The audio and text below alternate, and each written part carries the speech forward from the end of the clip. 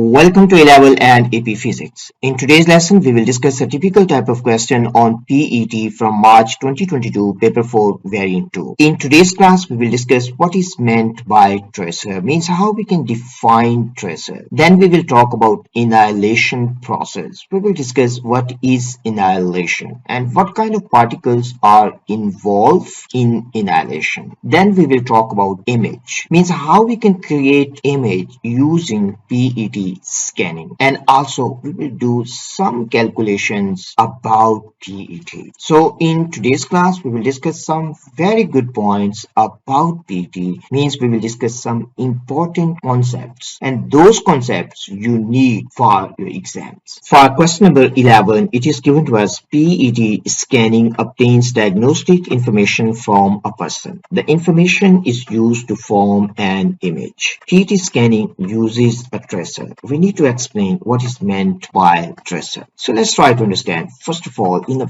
very simple way, what is tracer. Tracer simply is a substance containing radioactive nuclei. So simply we can say tracer is a substance containing radioactive nuclei. So we can say substance containing radioactive nuclei. So tracer is substance that contains radioactive nuclei, and that substance is injected into the body of the patient. So we call this one tracer. We can use that substance to locate the position of tumor or something else in the body of patient. Now let's try to understand a little bit more about this one. Tracer we use in PET is called FDG, means fluorodeoxyglucose. So what is fluorodeoxyglucose? First thing we need to understand is a normal, means the common glucose. So this is structure of common glucose. But if we replace OH with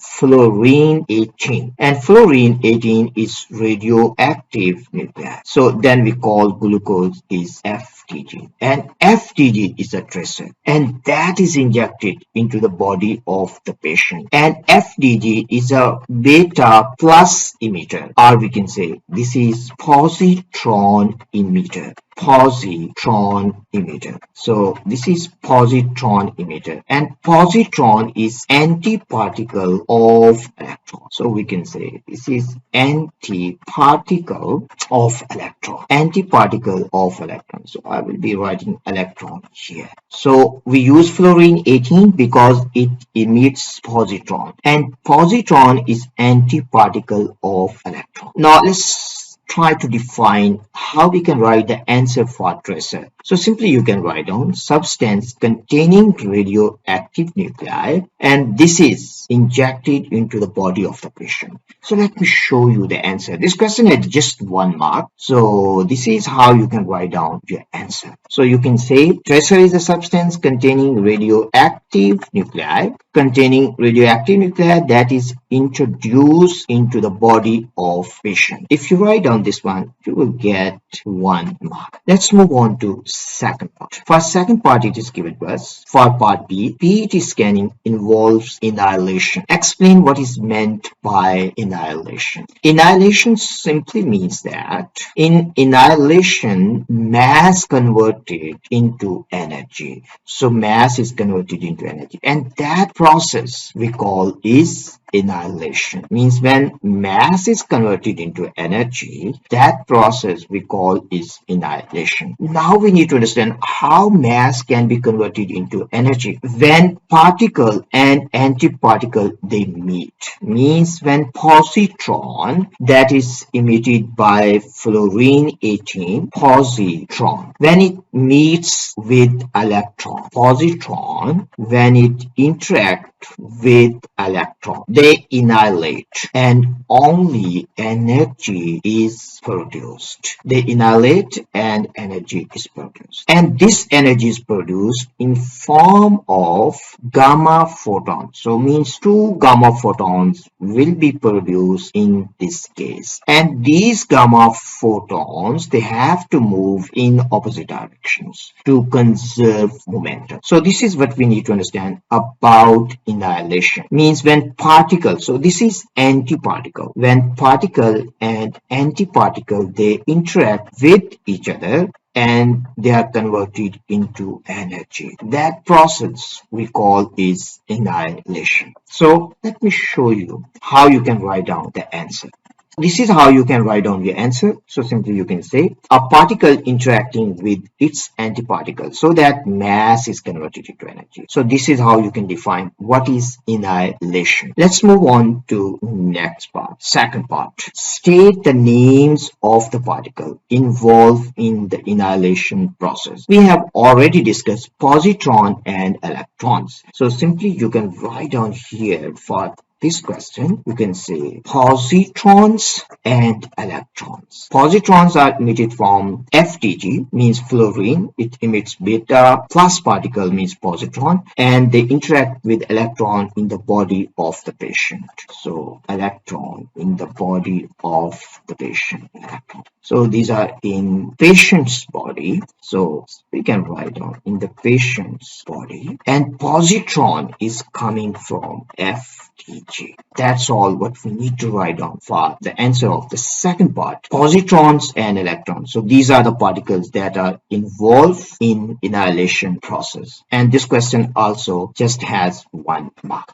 So this is how you can write down a proper answer. For part C1, we need to calculate the total energy released in one annihilation event in B. And annihilation takes place when antiparticle interact with particles. So in this case, imagine that this is antiparticle and here we have particle, means we have electron. So when antiparticle interact with particle, annihilation takes place. So in this case, mass will be converted into energy. And in this case, 2 gamma photons will be emitted to conserve momentum. So this is 1 gamma photon. This will go in one direction, and other gamma photon, this will go in opposite direction, simply to conserve momentum. Now for this question, we need to calculate the total energy released. In this case, we have 1 positron and we have 1 electron. The mass of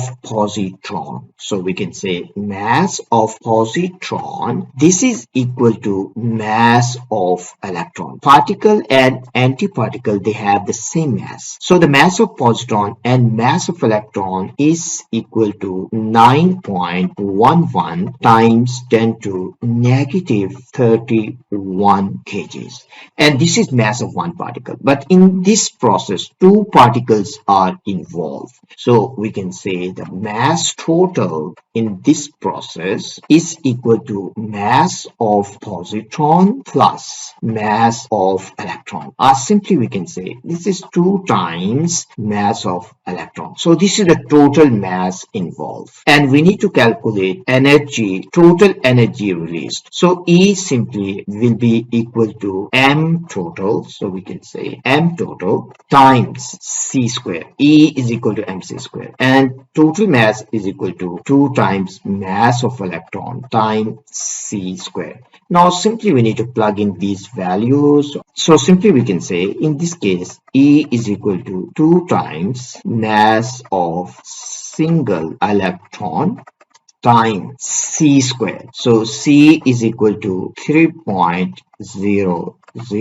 times 10 to 8 square. Now if we simplify this one, we can find out our final answer, that will be equal to 1.64 times 10 to negative 13 joules. So this is the total energy produced in this process. So this is our final answer, 1.64 times 10 to negative 13 joules. Now let's move on to second part. For the second part, we need to calculate wavelength of each gamma photon released. So in this case, 2 gamma photons are released. So the energy of 1 gamma photon, so we can say energy of 1 photon, gamma photon, or simply we can say energy of one photon, that will be equal to E by 2. So simply we can write out here energy of one photon, this is equal to hc over lambda, and we need to calculate lambda in this case. So lambda will be equal to